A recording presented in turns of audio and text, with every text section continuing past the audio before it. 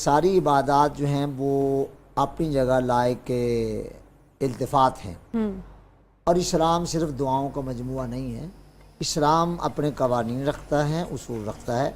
लिहाजा मोतकफ़ीन के लिए ज़रूरी है कि वो ज़रूरियात दीन सीखें। जहाँ वो इत्काफ़ कर रहे हैं लाज़िम है वहाँ कोई पढ़ा लिखा बंदा होगा, कोई आलिम दीन होगा, कोई हाफिज़ व क़ारी होगा, कुरान मजीद सही पढ़ना सीख लें और इसके गुस्ल के फ़राइज़ सीख लें, वुज़ू के फ़राइज़ सीख लें, नमाज के फ़राइज़ सीख लें, नमाज की शराइत सीख लें और तादील अरकान सीख लें। नमाज में जो है वो नियत करते वक्त हाथों की उंगलियों का कैसे होना चाहिए, हाथों को किस समत को होना चाहिए, सारा कुछ सीख लें। और हाथों को कहाँ बांधना चाहिए, अगरचे ये इख्तलाफ है, मेरे नज़दीक तो ये है कि हाथों को किसी तरह भी रखा जाए नमाज तो हो जाएगी। लेकिन हमारे इमाम आज़म अबू हनीफा रज़ी अल्लाह ताला अन्हु का जो इख्तियार है, कौल है, वो ये है कि हाथों को दाएं हाथ को से बाएं हाथ की कलाई को पकड़कर 3 उंगलियां ऊपर रख कर छोटी उंगली और अंगूठे से इसको काबू किया जाए, फिर इसको फितरत पे छोड़ दिया जाए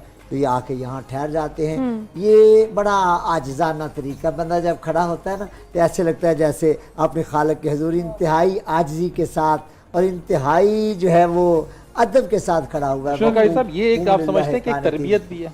जी, तरबियत भी है, यानी ये पूरी तरबियत है, 10 दिन की जो है 10 दिन जो है वो तरबियत पानी चाहिए ताकि इसके बाद नमाज की अदायगी में मसला ना रहे और ज़रूरियात दीन जो है वो आ जाएं, से पता हो कि क्या इस्लाम हमें उसूल क्या सिखाता है। उस पर मैंने पहले बहुत बार बात कर दी है, मराहल तबलीग भी जिक्र फ़कीर ने किए, उसूल दीन भी जिक्र। अच्छा ये बता दीजिए कि नवाफिल भी पढ़ सकते हैं, कुरान पाक भी पढ़ सकते हैं, तिलावत भी कीजिए और क्या पढ़ सकते हैं, नवाफिल भी पढ़ सकते हैं। लेकिन नवाफिल वो पढ़ेगा जिसके फराइज़ पूरे हैं। फराइज़ पूरे नहीं है तो नवाफिल पहले फराइज़। मैं पूछना चाह रहा था कौन सी ऐसी चीज़ है जिससे एतकाफ टूट जाता है?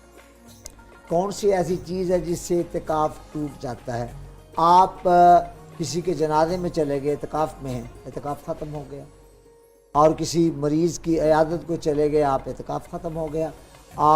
चाहिए कि ये लोग इन हाल में इत्काफ की हालत में ना तो मरीज़ की इयादत को जाएं, ना किसी के जनाजे में शरीक हों और ना ही खलवत करें। अगरचे ज़रूरी काम के लिए किसी के लिए मस्जिद में गुस्ल करने के लिए घर आ जाएं, लेकिन बेगम के साथ खलवत नहीं कर सकते। अगर करेंगे तो इत्काफ टूट जाएगा। अगर आप मस्जिद जो आपके मोहल्ले में ही है, अगर वहाँ से उठकर आप गुस्ल के लिए घर आ जाएं या किसी काम के लिए, तो इत्काफ टूट जाता है?